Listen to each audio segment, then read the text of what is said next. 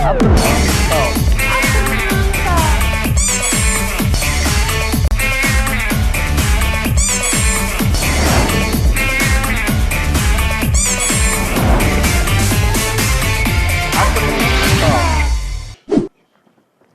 sahabat Dayang sekalian, bertemu lagi dalam acara Afternoon Talk. Pada kali ini episode spesial 17 Agustus 1945, kita akan kedatangan bintang tamu yang juga spesial. Tidak usah berlama-lama lagi, kita sambut teman-teman dari KPP, Komunitas Pecinta Pejuang Singkawang. Nah sahabat-sahabat Dayang sekalian, kita sudah bersama Bang Reza, salah satu founder dari KPP. Bang, Ya, ini kan gimana? KPP usianya udah berapa tahun, Bang? 5 tahun 5 nih. tahun. Per hari kemarin. Per tanggal 16 kemarin ya. ya. Nah, peringatan 17 Agustus nih, Bang. Ya. Sebagai komunitas yang melestarikan perjuangan, komunitas yang fokus ke para pejuang.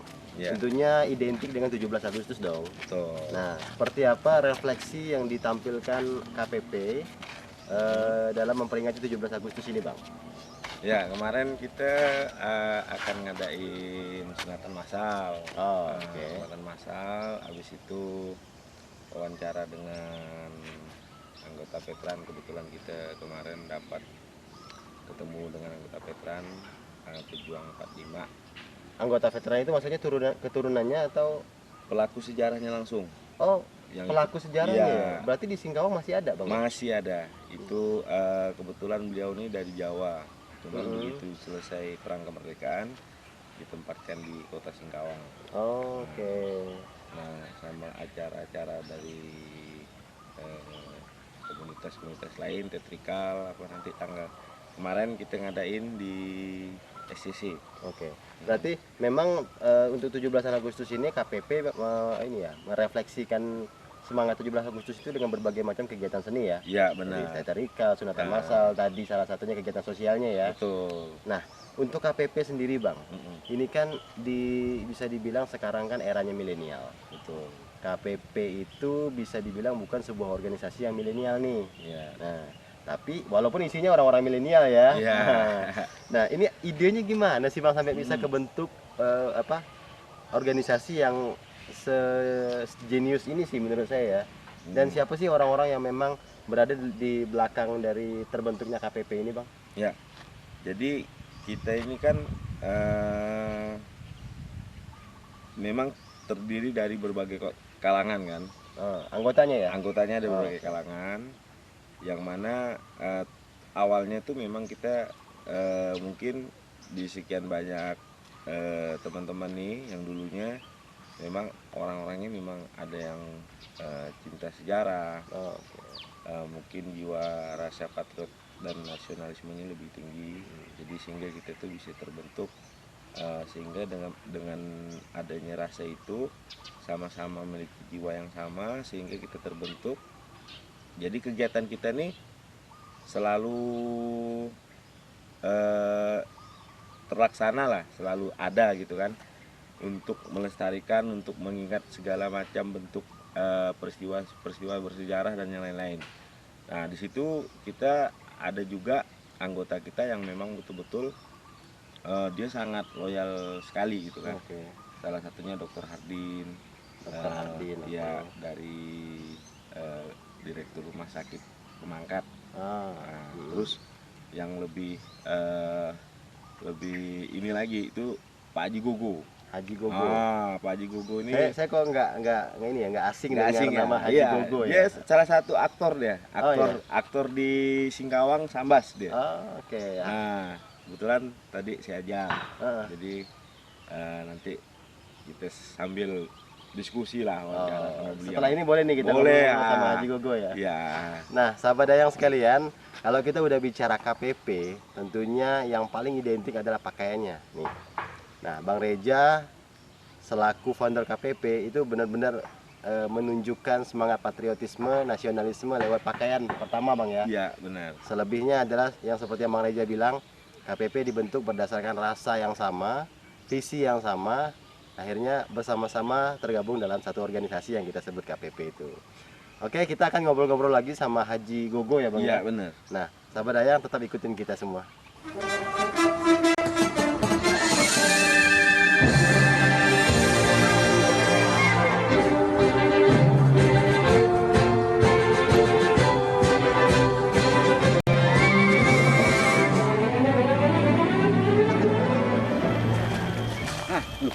Haji, mereka. Merdeka. Pak Haji. Yeah. Nah, yang saya ceritakan tadi. Halo Pak Haji, Uji Pak Haji. Pak Haji Gugul. Ah, gimana kabar Pak Haji? Kabar baik. Kabar baik. Sehat-sehat aja macam biasa. Pak Haji, tadi saya ngobrol-ngobrol sama Bang Reja. Saya bilang, ya, ini siapa nih yang punya inisiasi membuat sebuah komunitas yang di tahun yang modern ini nih termasuk jarang nih komunitas ini nih. Iya. Maka dibilang Bang Reja tadi, kita bentar lagi nih ketemu nih sama orangnya. Nah, Pak Haji lah dia orangnya. Nah, Pak Haji, ini kan hari 17 Agustus nih, bertepatan langsung hari ini. Iya. Nah, dari KPP sendiri, itu seperti apa Pak Haji reaksi yang ditampilkan untuk memperingati 17-an Agustus ini? Reaksi kami ke ngadakan sunatan masal Bang. Sunatan masal yang tadi yang Abang bilang ya. Iya, kemudian silaturahmi ke veteran, ke makam pejuang. Nah, kemudian kami juga nanti jalan-jalan dari Singkawang Sambas untuk Mengingat masa lalu. Mengenang, merefresh ya. Iya, masa napak lalu. tilas lah. Napak tilas. Nah, sahabat-sahabat Dayang sekalian, seharusnya kita patut berbangga bahwa di tahun yang bisa dibilang tahun milenial, di tahun 2020, masih ada orang-orang yang masih peduli dengan perjuangan pada tahun 1945 yang lalu. Dan itu nggak usah jauh-jauh, contohnya dari sebelah kanan kita, Pak Haji Gogo, umur sekarang berapa Pak Haji? 54 tahun, masih peduli tentang Indonesia. Nah, seharusnya kita, anak-anak muda, harus menjadikan ini sebagai contoh. Dan tentunya semangat NKRI harus tertanam dari kapanpun sampai kapanpun ya Pak Haji ya. Jelas ya. Oke Pak Haji, tadi katanya ini Bang Reja juga nih sekalian, katanya ada masih veteran tahun 45 katanya ya, benar ya? Benar. Benar. Nah ini apa ya, masih segar, masih sehat? Alhamdulillah, beliau masih segar dan dia memang kemarin sempat kita diskusi Oke. masih kuat ingatan dia sampai kejadian dia ikut dalam pertempur melawan Belanda di daerahnya. Oh, berarti beliau adalah pelaku sejarah ya? Iya, Pelaku beliau Pak Haji ya. ini dulunya pejuang di daerah Jawa Timur, daerah Jombang. Setelah perang kemerdekaan selesai, dia dikirim ke Kalimantan Barat, di Singkawang. Dan alhamdulillah sekarang dia boleh dibilang udah jadi warga Singkawang lah. Sesepuh lah ya, sesepuh Singkawang. Nah, kebetulan beliau di hari kemerdekaan ini memang pas momennya kita buat dengerin cerita dia langsung. Oke. Berarti kita napak tilas langsung dari sumbernya ya. Itu karena dengan cerita dia kemarin saya itu sempat merinding Bang. Dengerin cerita beliau dari nyerbu tangsi nikah. Kalau kita dengar dari cerita buku atau apa kan mungkin biasa kan. Biasa ini ya. pelakunya langsung. Iya. Pelaku sejarah. Biasanya memang yang ditulis sama yang diceritakan langsung tuh beda ya. Responnya beda. Kalau ini pokok seru lah nanti ini. Ini bisa ya kita ketemu bisa, langsung? Bisa. Oke. Boleh Pak Haji saya dibawa ke sana? Ayo, silakan.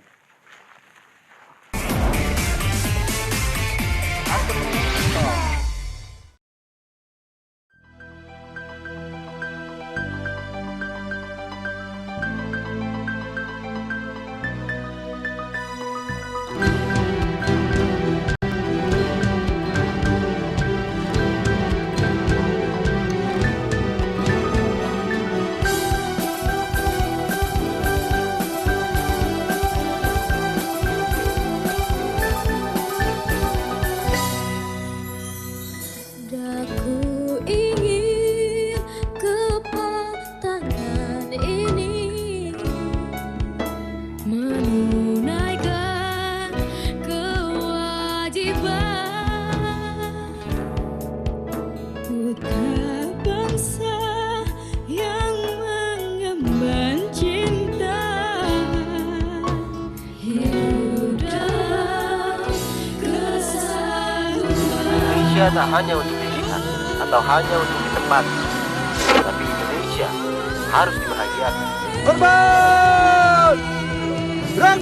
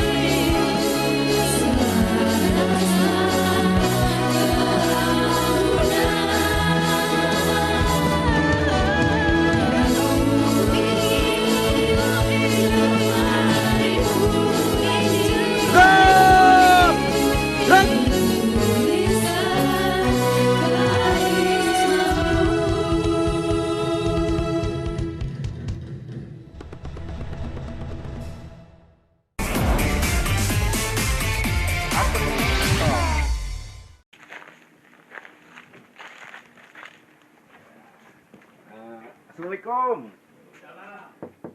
Kek. Wah, ya kek. Oh. Oke.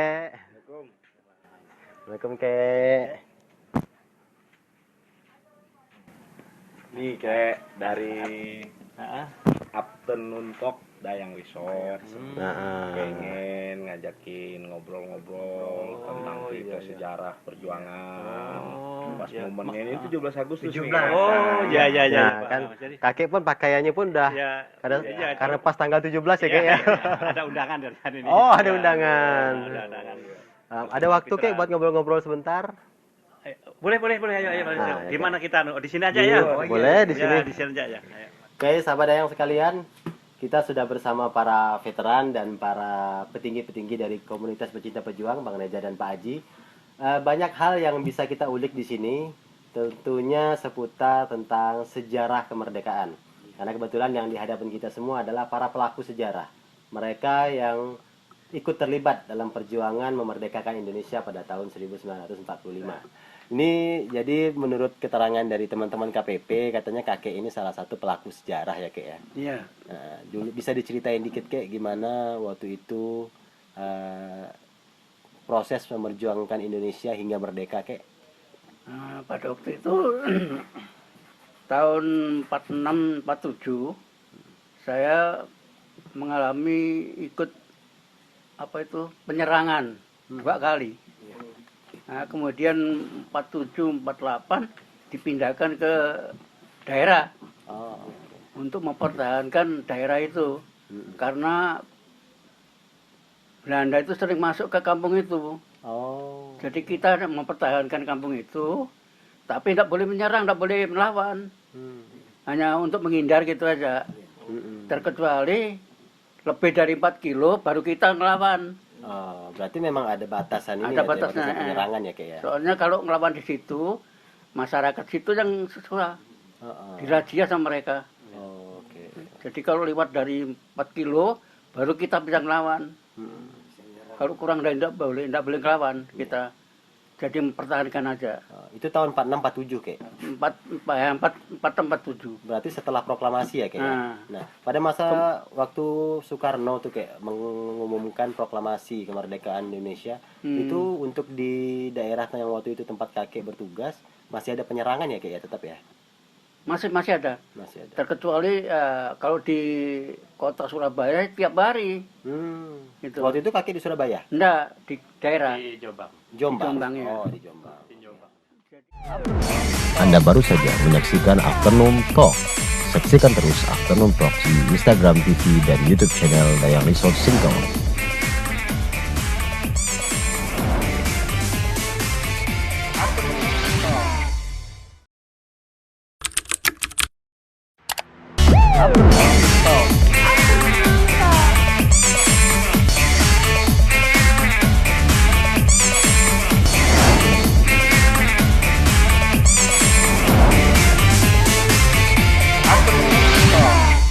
Pelaku Sebelumnya sejarah di langsung. Afternoon Talk.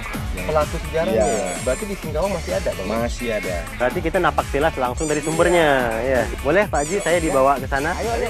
Ada waktu, Kek, buat ngobrol-ngobrol sebentar? Boleh, ayo. Gimana kita? Oke, sahabat Dayang sekalian, Kita sudah bersama para veteran dan para petinggi-petinggi dari komunitas pecinta pejuang, Bang Reza dan Pak Aji. Bisa diceritain dikit kek gimana waktu itu proses memperjuangkan Indonesia hingga merdeka kek? Nah, ini sedikit saya sampaikan kronologis selama 4 bulan yang dikatakan kenapa tahun 45 itu sangat bersejarah sama sekali, ya. Jadi satu-satu seperti jelas, ini kita harapkan generasi seperti kalian ini memahami tentang sejarah bangsa ini, sejarah perjuangan bangsa ini, ya.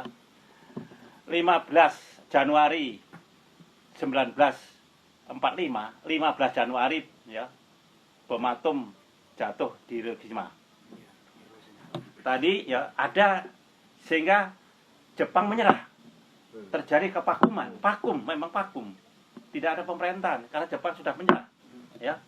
Nah, tanggal 17 Agustus 1945, nah, para pemuda mendesak Soekarno dan Hatta adalah supaya segera mengproklamirkan kemerdekaan Indonesia. Kami bangsa Indonesia itu, ya. Dan ini menyatakan kemerdekaan Indonesia. Nah, kenapa saya katakan ini bahwa 45 itu terutama dari Agustus sampai Desember itu yang peristiwa yang tidak bisa kita lupakan, ya. Di situ, ya. Tanggal 17 proklamasi. Tanggal 18 itu ada pengesahan Undang-Undang Dasar yang dikatakan sekarang ini dulu gitu, ya. Ini supaya generasi-generasi muda itu ngerti, ya. Tanggal 18 apa tadi? Pengesahan Undang-Undang Dasar dan pemilihan presiden. Saya katakan pemilihan presiden, ya, terpilih adalah Soekarno Hatta. Ini supaya tahu kalian, ya. Jadi selanjutnya tanggal 19 Agustus itu adalah membentuk provinsi, ya, provinsi, membentuk provinsi, ya. Nah, selanjutnya terus 1923 itulah membentuk laskar-laskar kan Badan Keamanan Rakyat termasuk Pak Bai di dalamnya ini. Sampai di bulan Agustus, masih 11 Agustus, tanggal 31 Agustus, ya, 1945 itu. Nah, itu kan sudah jadi presiden tadi. Ya. Hari apa tuh tanggal 18 sudah ada presidennya. Itu instruksi presiden untuk mengibarkan bendera merah putih seluruh pelosok tanah air. Nah, ya, ini belum terjadi pertempuran nih, belum, ya. Nah, ya. Jadi disinilah mulainya. Tadi Jepang kan sudah kalah. Sekutu memberikan instruksi, ya, kepada Inggris supaya mengambil alih kekuasaan Indonesia dengan cara melucuti tentara-tentara Jepang.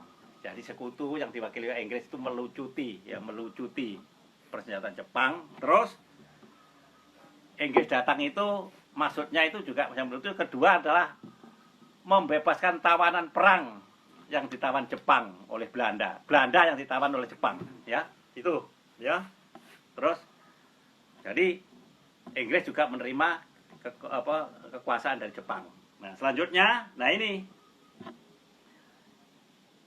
bulan 8, bulan 9 tengah waktu 45. Jadi bulan 10 ini, ya, bulan 10.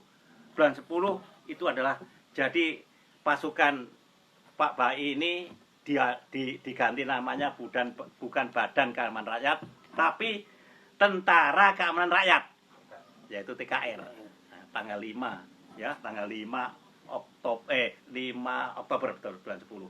5 Oktober, ya.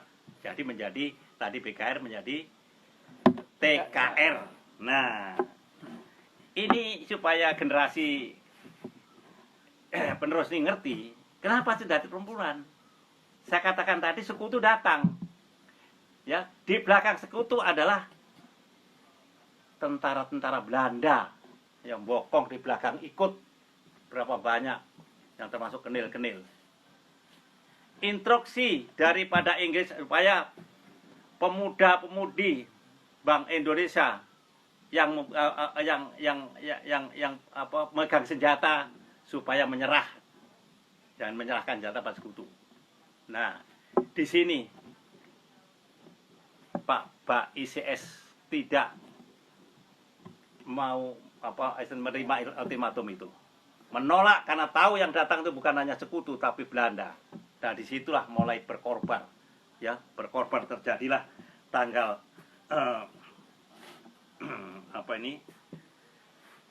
tanggal 14, ya, tanggal 14